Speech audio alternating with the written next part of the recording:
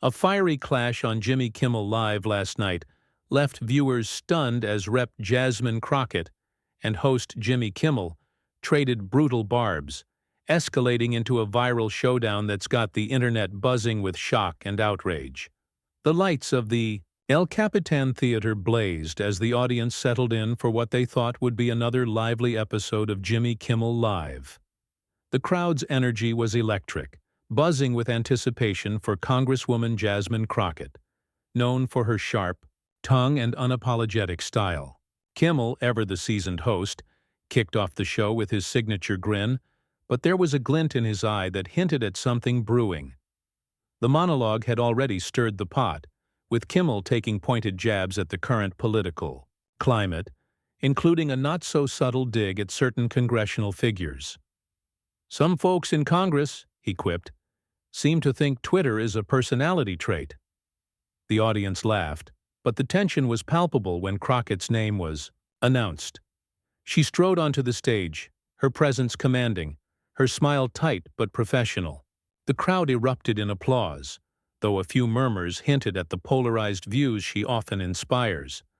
Kimmel greeted her warmly, but the pleasantries felt rehearsed. "Congresswoman, you've been making waves," he said, leaning forward. "Some say you're the most entertaining member of Congress. Others, well, they've got other words." Crockett's laugh was sharp, her eyes narrowing slightly. "Why, I'm here to represent the people, Jimmy, not to win a popularity contest," she shot back, her tone polite but edged with steel. The conversation started innocently enough, diving into Crockett's recent viral moments, including her fiery exchanges with political opponents. Kimmel played a clip of her calling out a colleague's incompetence on the House floor, which drew cheers from the audience. But the mood shifted when Kimmel pressed her on her approach. "You've got a knack for calling people out," he said, his smile thinning. "But does that ever backfire? I mean, all that heat, does it actually get results?" Crockett's jaw tightened, sensing the pivot. "Jimmy, when you're fighting for folks who've been ignored, you don't play nice. You call it heat. I call it truth." The audience clapped, but Kimmel wasn't done. He leaned back, adopting a skeptical tone. "Truth is great, but some say you're more about the sound bites than the solutions. Like, what's the plan beyond the clapbacks?" The question landed like a jab, and Crockett's composure flickered. "Excuse me?" she said, her voice low but cutting. "I'm out here passing bills, protecting rights, while some folks are busy grandstanding for the cameras. You want to talk plans? Let's talk about the folks blocking progress." The crowd roared, split between cheers and uneasy gasps, as the exchange took a confrontational turn. Kimmel, perhaps sensing he'd struck a nerve, doubled down. "I'm just saying, Congresswoman, the viral moments are fun, but people want substance. You're not just a meme, right?" The condescension in his tone was unmistakable, and Crockett's eyes flashed with fury. "You're calling my work a meme?" she snapped, leaning forward. "I'm fighting for families, for justice, while you're here making jokes for ratings. Let's not play who's got substance, Jimmy." The audience erupted, some cheering her defiance, others stunned by her directness. The tension crackled, as Kimmel's smile faltered, his usual charm giving way to irritation. "I'm asking what the viewers want to know," he said, his voice sharper now. "You can't just yell your way to progress." Crockett didn't miss a beat. "And you can't joke your way to relevance. But here we are." The crowd gasped, a mix of shock and delight as the two locked eyes, the air thick with hostility. The segment was spiraling, and the producers in the control booth exchanged frantic glances, unsure whether to cut to commercial or let the chaos unfold. As the applause died down, Kimmel tried to steer back to safer ground, asking about Crockett's thoughts on bipartisan cooperation. But she wasn't having it. "Bipartisan," she scoffed. "Half the folks across the aisle are too busy chasing conspiracy theories to cooperate. I'm not here to hold hands, Jimmy. I'm here to hold people accountable." Her words were met with a wave of cheers, but Kimmel's expression darkened. "Accountable, sure," he said, his voice dripping with sarcasm. But when you're throwing insults, doesn't that make you part of the problem? The question hung in the air, a challenge that promised more fireworks to come. The studio lights burned hotter as the standoff between Jimmy Kimmel and rapper Jasmine Crockett intensified, the air thick with unspoken accusations. The audience, sensing blood in the water, leaned forward, their murmurs a low hum of anticipation. Kimmel's sarcastic jab about Crockett's insults being part of the problem still lingered, and Crockett's eyes glinted with a mix of defiance and disdain. She tilted her head, her voice steady but laced with venom. Part of the problem, Jimmy? The problem is folks like you who think a laugh track fixes systemic issues. I'm not here for your applause. I'm here for the people who don't get a stage. The crowd erupted, some clapping wildly, others shifting uncomfortably as the exchange veered into uncharted territory. Kimmel's jaw clenched, his usual cool unraveling under Crockett's unrelenting gaze. "I'm not the enemy here," he shot back, his tone defensive. "I'm just asking if your style, calling people out, tearing them down, actually moves the needle. People are tired of the shouting matches." His words were meant to sound reasonable, but they came off as patronizing, and Crockett pounced. "Tired? My constituents are tired of being ignored, Jimmy. You want to talk shouting? I'm shouting for them, not for your ratings." The audience roared again, split between those cheering Crockett's fire and those stunned by her audacity. Kimmel, visibly rattled, tried to pivot. "Okay, let's talk about those constituents," he said, forcing a smile. "You represent Texas's 30th district. What's the one thing you'd tell them about working in Congress?" It was a softball question, a lifeline to cool the tension, but Crockett wasn't biting. "I'd tell them the truth," she said, her voice cutting through the room. "Congress is a mess because too many people play nice with corruption. I'm not there to make friends. I'm there to make change." Kimmel's eyebrows shot up, his irritation bubbling over. "So what? Everyone else is corrupt and you're the lone hero?" he asked, his sarcasm sharper now. "That's a bit theatrical, don't you think?" The dig landed hard, and Crockett's smile was ice-cold. "Theatrical?" says the man who's built a career on punchlines.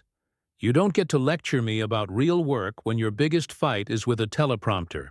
The audience gasped, a wave of nervous laughter rippling through the crowd as Kimmel's face reddened. The control booth was chaos, producers whispering furiously about whether to intervene. Kimmel, sensing the segment slipping away, leaned forward, his voice low and pointed. "You're good at the zingers, I'll give you that," he said. "But let's be real. Your district's got problems. Poverty, crime, infrastructure. Are you fixing that, or are you too busy going viral?" The question was a low blow, and the audience's reaction was mixed, some booing Kimmel's tone, others waiting for Crockett's response. She didn't disappoint. "Don't you dare!" she snapped, her voice rising with controlled fury. "You think you can sit there and question my commitment to my people? I'm fighting for funding, for jobs, for schools, while you're cracking jokes about my district's struggles. You don't know the half of it, Jimmy." Her words were a gut punch, and the crowd's cheers drowned out Kimmel's attempt to respond. He raised a hand, trying to regain control, but Crockett wasn't done. "You want to talk real problems? Let's talk about how your show profits off division, while I'm out here cleaning up the mess." Kimmel's eyes narrowed, his patience fraying. "Profiting off division?" he repeated, his voice tight. "You're the one throwing bombs every chance you get. Maybe if you spent less time on X posting clapbacks, you'd have time to actually govern." The personal jab hit hard, and Crockett's expression hardened. "Oh, you're going there," she said, her voice dangerously calm. "You're mad because I'm not playing your game, Jimmy. I'm not here to be your punchline." The tension was suffocating, the audience hanging on every word as the confrontation teetered on the edge of explosion. The El Capitan Theater felt like a pressure cooker. The audience's collective breath held as reporters Jasmine Crockett's words, "I'm not here to be your punchline," hung in the air like a lit fuse. Jimmy Kimmel's face twitched, his usual charm replaced by a barely concealed scowl. The accusation that Crockett was more focused on social media than governing had pushed the confrontation into dangerous territory, and her icy retort showed she was ready to fight back. "You think I'm here for your game, Jimmy?" she continued, her voice steady but searing. "I'm here for the people who don't get invites to your fancy stage. You don't get to question my priorities." The crowd erupted, some leaping to their feet, their cheers fueling Crockett's fire. Kimmel, caught off guard by her intensity, tried to reclaim the narrative. "I'm not questioning your priorities," he said. His tone clipped. "I'm saying your style, always on the attack, makes it hard to take you seriously. You're a congresswoman, not a shock jock." The jab was meant to sting, but it only sharpened Crockett's resolve. "Take me seriously," she shot back, her eyes blazing. "My district takes me seriously. The families I fight for take me seriously. You're the one turning their struggles into late-night fodder." The audience's reaction was a chaotic mix of cheers and boos, the room divided between Crockett's fierce defenders and those unsettled by her relentless assault. Kimmel's smile was gone, replaced by a hard edge. "Fodder?" he said, leaning forward. "I'm shining a light on issues, same as you, but I don't need to yell to do it." His words dripped with condescension, and Crockett's laugh was sharp enough to cut glass. "Shining a light? You're selling ad space, Jimmy. Don't pretend your heart's bleeding for my district when you're cashing checks off our pain." The accusation landed like a thunderclap, the crowd gasping as Kimmel's expression darkened. The producers, in the control booth, were in a frenzy, their headsets buzzing with panicked directives. But the show was a runaway train. Kimmel, his ego bruised, fired back. "You're out here acting like you're the only one who cares," he said, his voice rising. "But your district's stats, poverty rates, crime, those don't lie. What's your plan, Jasmine? More viral rants?" The personal edge in his tone was unmistakable, and the audience's murmurs grew louder, sensing the line had been crossed. Crockett's face was a mask of controlled fury, her voice dropping to a deadly calm. "You want to talk stats, Jimmy? Let's talk about the bills I've co-sponsored, the funds I've secured, the communities I've lifted while you're busy mocking us on national TV." She leaned forward, her words slicing through the tension. "You don't get to weaponize my district's struggles to score points. You're not in the trenches. You're in a studio." The crowd roared, her supporters chanting her name, while others sat in stunned silence. Kimmel, now visibly angry, abandoned any pretense of civility.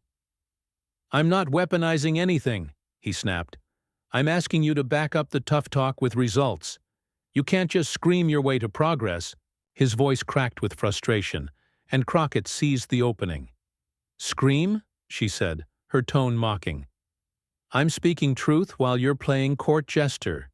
You think your monologue fixes anything? My people need action, not your pity." The audience was electric, their reactions a cacophony of support and shock as the two traded blows. The segment was spiraling into chaos, and Kimmel's attempt to pivot fell flat. "Let's talk about something else," he said, his voice tight. "Your thoughts on the 2024 election. What's at stake?" But Crockett wasn't letting him off the hook. "What's at stake is real leadership," she said, her eyes locked on his. "Not this performative nonsense you call entertainment. You want to talk elections? Talk about why folks like you amplify division instead of solutions." Her words were a gauntlet, and Kimmel's silence spoke volumes, the tension poised to explode into something even uglier. The atmosphere in the El Capitan Theater was a powder keg. Every word between Jimmy Kimmel and Reporter Jasmine Crockett, igniting sparks that threatened to engulf the stage. Crockett's accusation that Kimmel amplified division instead of solutions left the host visibly shaken, his silence a rare crack in his polished facade. The audience, a sea of wide eyes and hushed whispers, waited for his response. their anticipation, fueling the chaos. Kimmel's hands gripped the desk, his knuckles whitening as he forced a tight smile. "Division?" he said, his voice low but biting.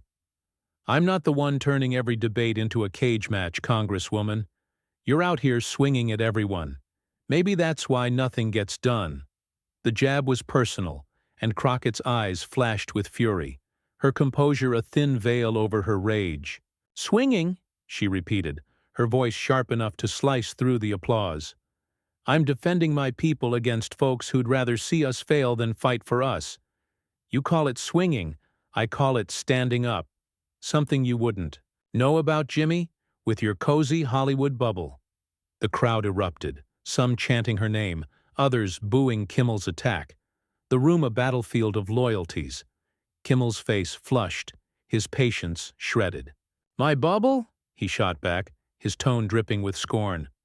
"You're the one preaching from your ex-pulpit, acting like you've got all the answers. Your district's drowning in problems.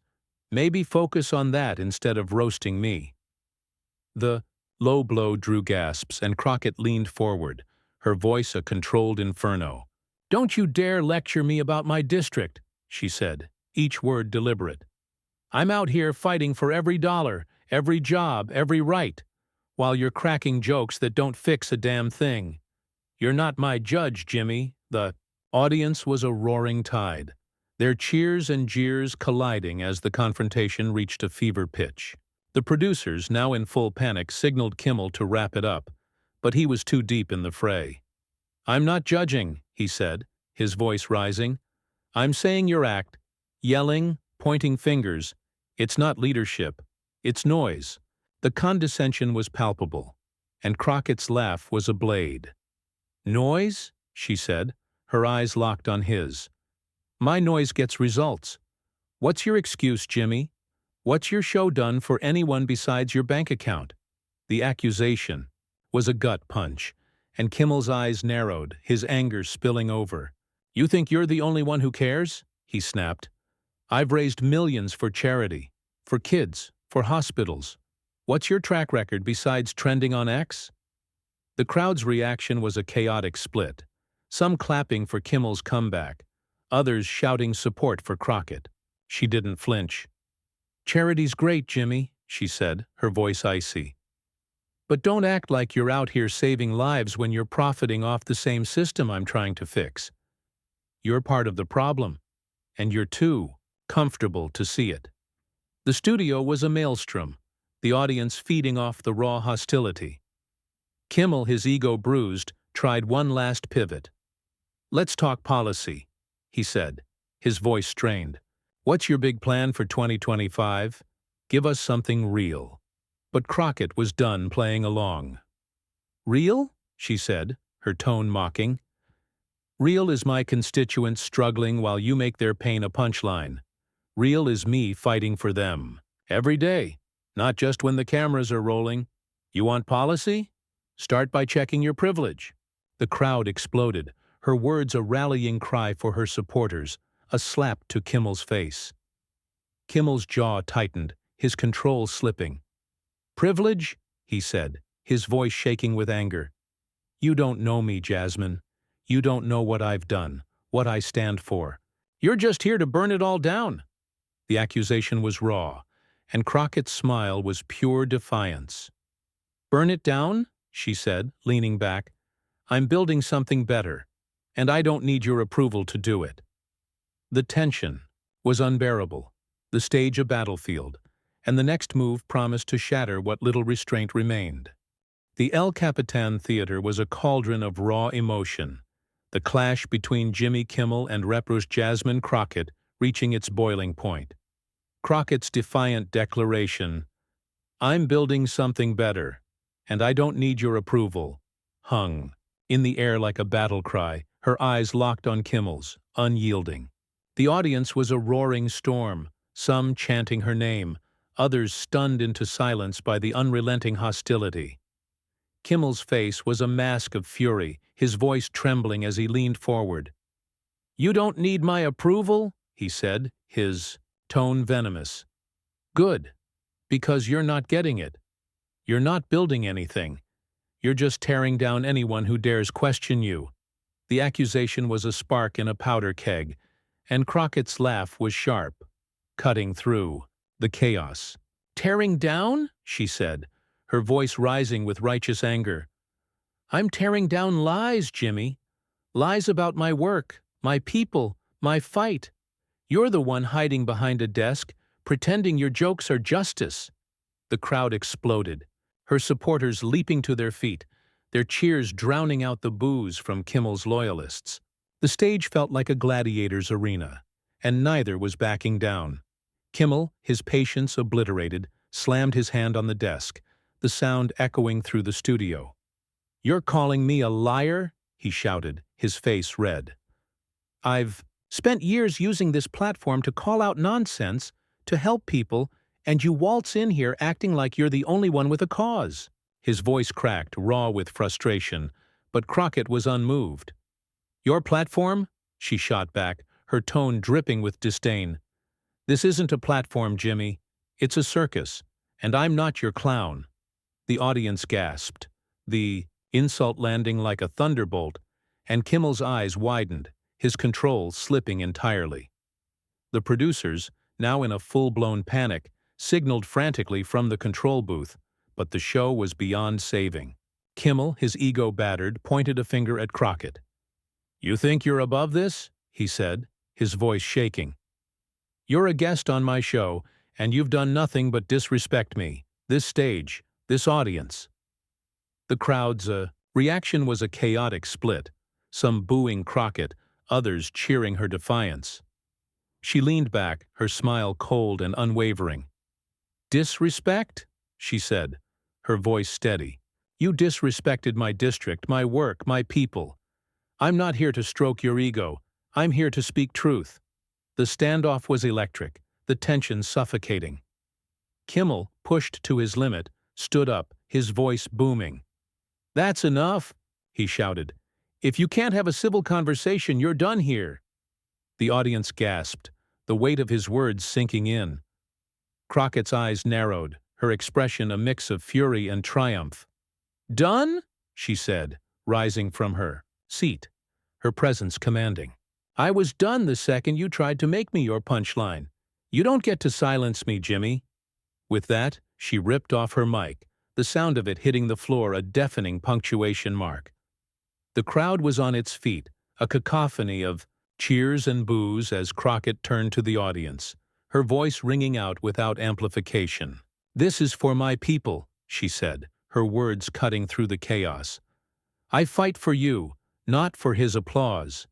The cheers from her supporters were deafening, and she strode off the stage, head high, leaving Kimmel frozen, his face a mix of shock and rage.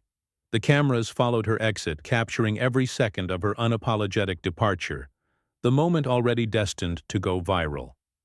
As the stage lights dimmed, Kimmel sank into his chair, the audience still buzzing with disbelief. He tried to muster a joke, but his voice was hollow, the energy drained from the room. Crockett's exit was a triumph, a blazing rejection of the system that tried to diminish her. Online, the clip spread like wildfire, sparking debates, memes, and unwavering support for her fearless stand. The confrontation was over, but its echoes would resonate, a testament to a woman who refused to be tamed.